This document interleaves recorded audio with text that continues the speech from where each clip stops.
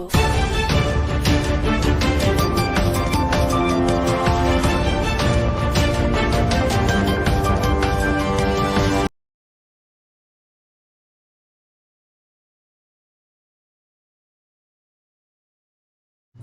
Good night, everyone. I'm Janaya Arbina from ENG 220 News, reporting on how the death penalty does not deter crime within the country.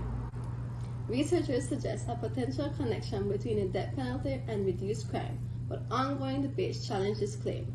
Japan officials and locals insist that the death penalty deters crime, but empirical studies debunk this claim and highlight the death penalty's ineffectiveness in deterring crime.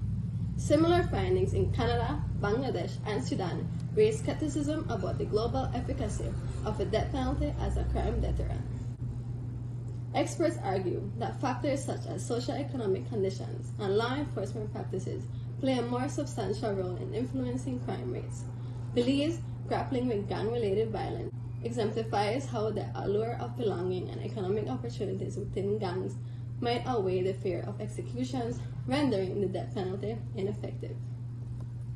Advocates for alternatives emphasize the need to focus on addressing the underlying cause of criminal behavior and implementing strategies that prioritize rehabilitation over punitive measures. Moreover, concerns about wrongful convictions, ethical questions, human rights, and the psychological impact on society add weight to the growing global debate on reevaluating the death penalty.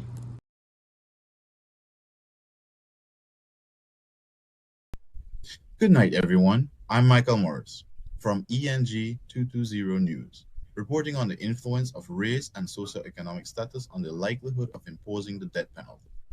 And we got a fascinating story on deck tonight. We're diving into the intricate world of capital punishment in the Caribbean, where historical influences are sparking concerns about fairness, especially when it comes to racial and socioeconomic disparities. The Caribbean, a melting pot of cultures with rich history, is right in the thick of a global conversation on the death penalty. People are asking tough questions about how it's being applied and if there's a growing worry about potential biases based on race and economic status. You see, past colonial influences have left their mark on legal systems in the region, and that's got folks raising eyebrows on about how fairly the death penalty is being handed out. Recent research is shining a light on the subtle ways ethnicity and economic status can influence court decisions, making it clear we need to take a closer look at these factors in the Caribbean. Now, switch gears to the United States, and a historical analysis tells a tale of persistent racial disparities in the death penalty. It's a reminder that we've got work to do in addressing these issues within the constitutional framework that governs capital punishment. But hold on, there's more. Recent studies of rulings by the Judicial Council of the Privy Council in the Commonwealth Caribbean suggest a change is in the air, influenced by legal rules, individual perspectives, and political philosophy. It seems the landscape is shifting.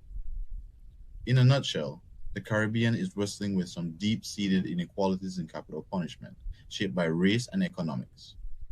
While strides have been made, ongoing challenges underscore the need for a deep understanding to ensure a fair and impartial criminal justice system. It's a delicate dance, balancing historical legacies with the pressing call for fairness to safeguard the basic human rights of everyone involved.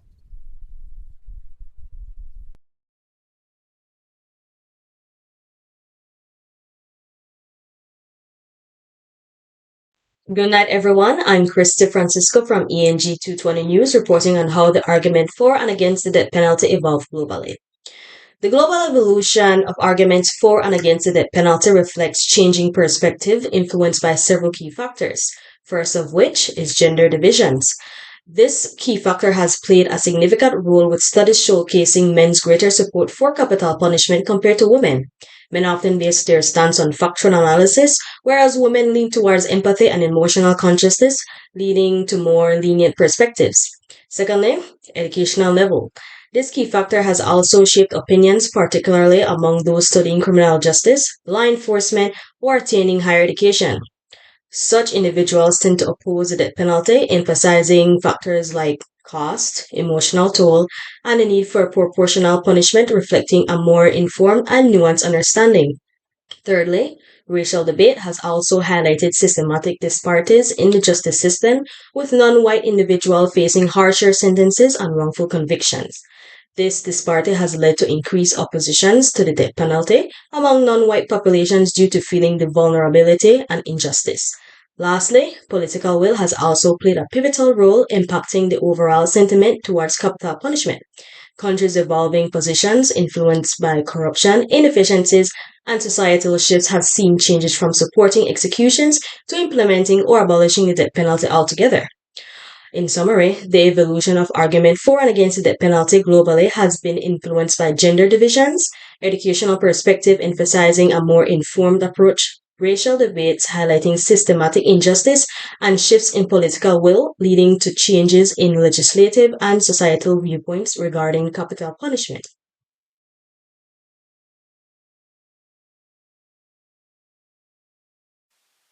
For ENG 220 News, I am Stardy Vivas. In tonight's broadcast, we bring a very interesting topic, which is the application of the death penalty. The death penalty has been a heavily debated topic for many years. The juvenile death penalty, racial death penalty, and the foreign death penalty are the most controversial crimes implemented by the governments of Saudi Arabia, Iran, and the United States. The US applies the death penalty depending on the severity of the crime. Iran tortures the criminals into false confessions that then leads to execution. In a criminal case on the 2nd of January of 2016, Saudi Arabia carried out a mass execution of 47 men convicted on terrorism-related charges, and there are reports that at least one of the 4 Shia executed was under the age of 18 at the time of the offense. This shows that Saudi Arabian authorities will execute if no one is watching. These countries are not thinking humanely. Human rights are the essence of human existence, so any criminal imprisonment of a convicted criminal must always be oriented to the protection of human rights. Back to you, Janea. Stay tuned for our group roundtable discussion on the death penalty coming up next.